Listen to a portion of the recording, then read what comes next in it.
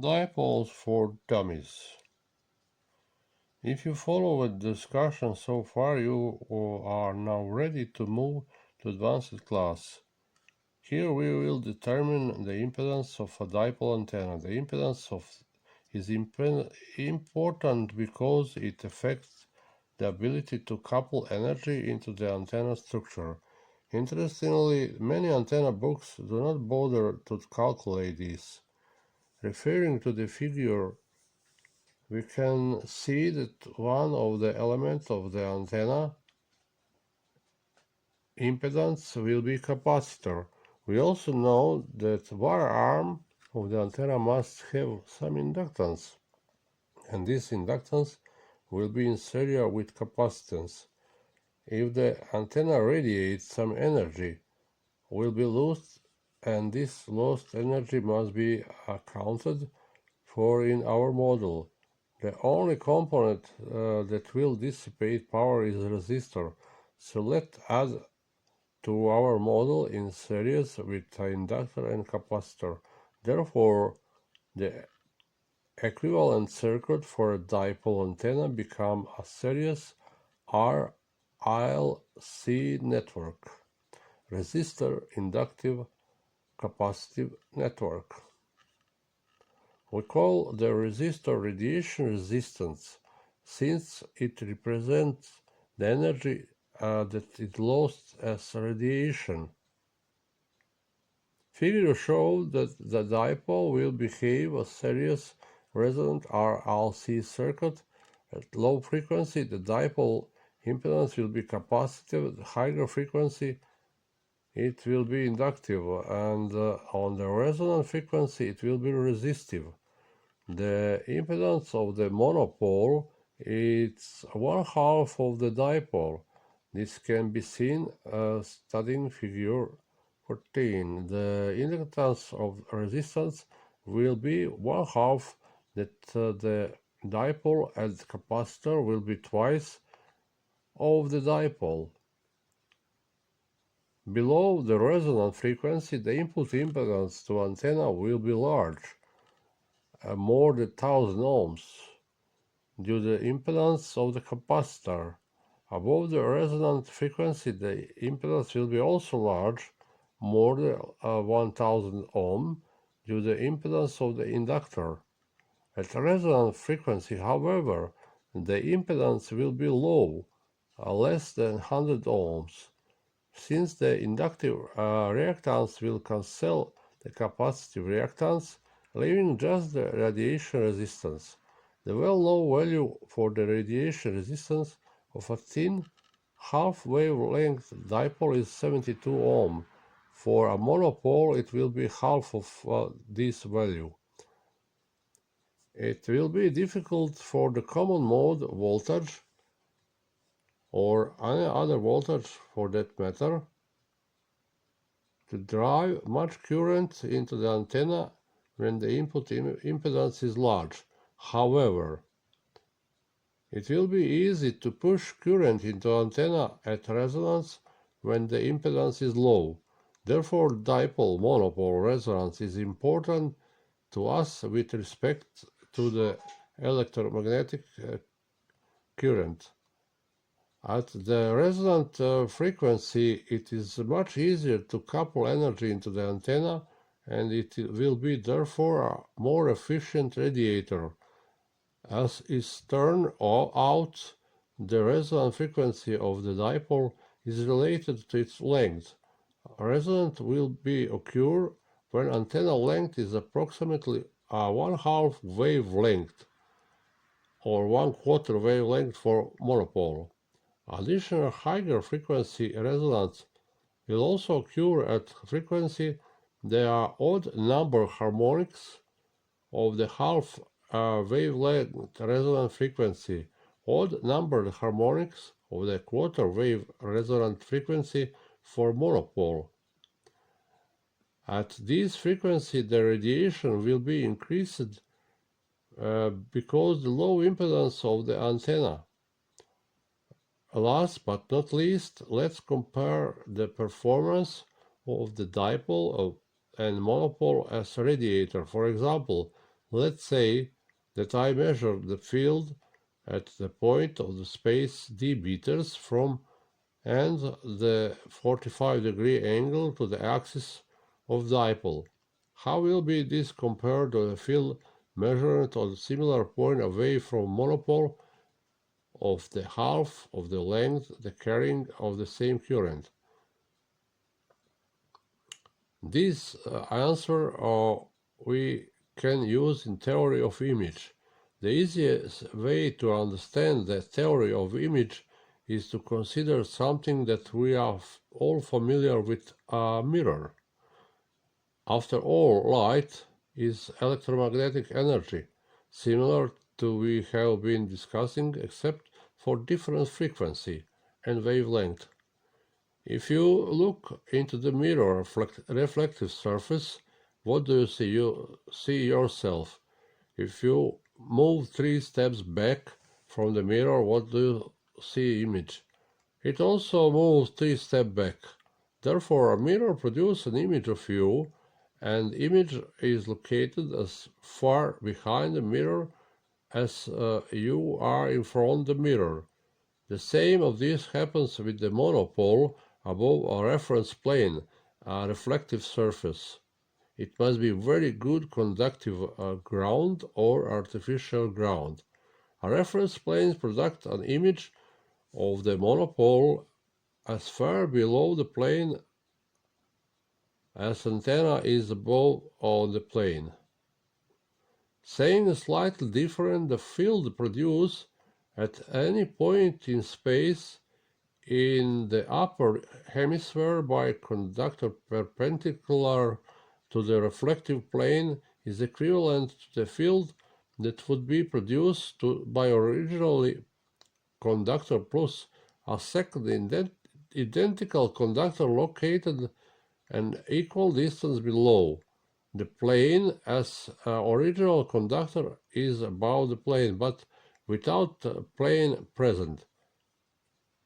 Therefore, the answer to our original question is that as long as we limit ourselves to considering the fields in the upper hemisphere about the reference plane, the monopole and the dipole produce the exact same field. I hope by now that you have a much better intuitive understanding of dipole and monopole antenna and why they're important to electromagnetic engineering. Not also that we done it all without using mathematics or writing any equation. Let's summarize what we have covered. A dipole antenna requires 2 parts. The magnitude of radiation will be proportional to the dipole current. A dipole antenna does not require ground to work. A monopole is just a dipole in disguise also require 2 parts. The way to make a dipole antenna radiate is to have a RF potential between 2 pieces of the metal.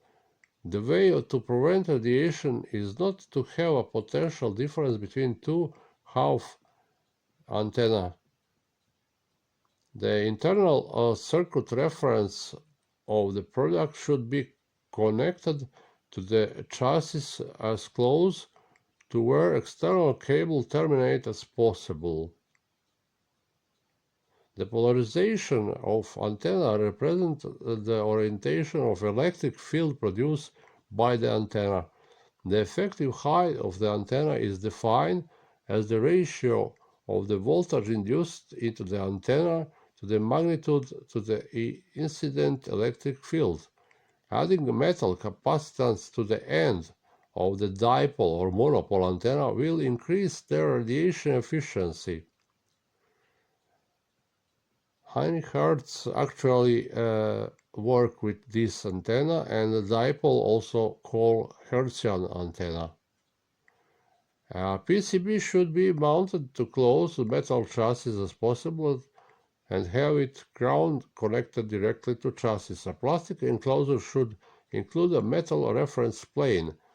The equivalent circuit of the dipole of monopole is series RLC circuit.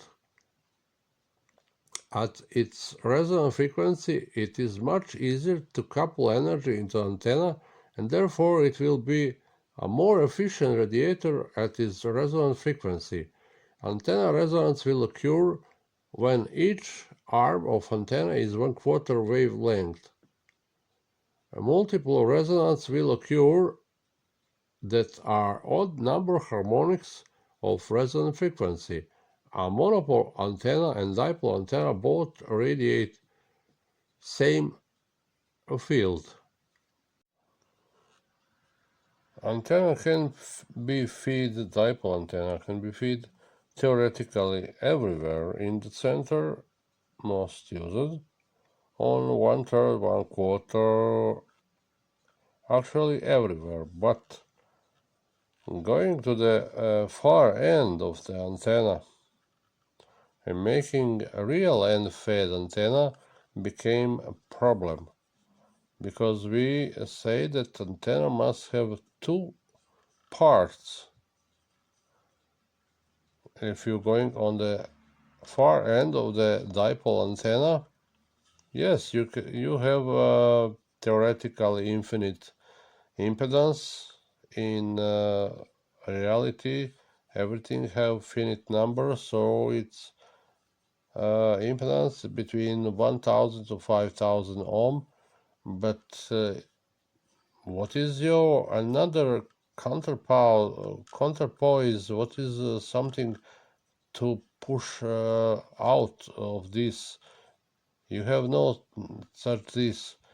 And if you connect secondary of the transformer to the primary on braid side, ground side, you actually have a part of your coaxial cable, braid of coaxial cable, like antenna. It will be calculated like end-feed dipole, because really end-feed dipole cannot work.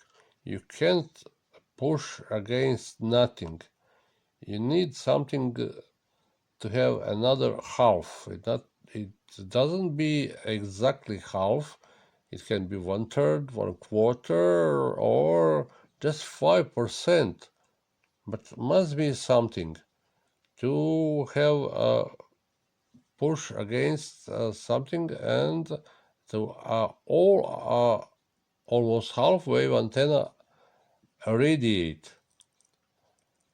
And that's most not well understand problem when feeding antenna in end feed. Dipole antenna have something to push against. That's a matching section, a matching stub, 1/4 shorter stub. Usually it's a parallel line, or it can be coaxial line anyway. So it is really one half-wave antenna, but another half, not radiation, in this circuit, it will be a matching stub. But if you put just transformer without counterpoise, it can't work. You need something. Stay capacitance can work on very small power, but on 100 watts, don't calculate with stay capacitance. Stay capacitance is neck of the bottle, and this became a very well problem if you try to put many energy. Most energy will be a skip to the like common mode current on the braid of the coaxial cable and came to the radio, and it's not ideal situation. Without a line isolator or choke for common mode currents, it make very huge trouble. It can burn electronic. After all, it can burn your fingers. According to channel metrics, only of 10% of my audience are subscribed.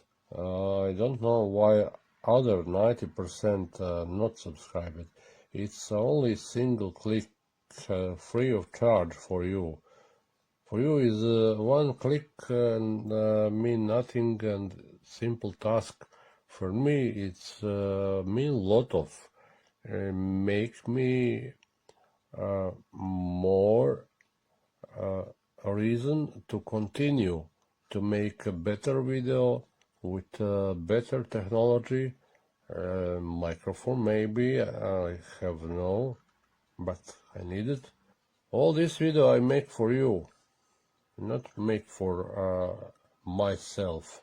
Looking on the geography, most of my audience are from the English-speaking countries. For example, from United States in 14.3%, United Kingdom 2.4%. So press this button, subscribe, hit the notification bell. It's only a single click, free of charge for you. For me, mean a lot of. For you is a simple task. So please click it, subscribe, comment, please like. You already share, I see, but if you share, you can subscribe too. Thank you. This is 9 Alpha 3 Hotel Papa, your friendly Radio Elmer.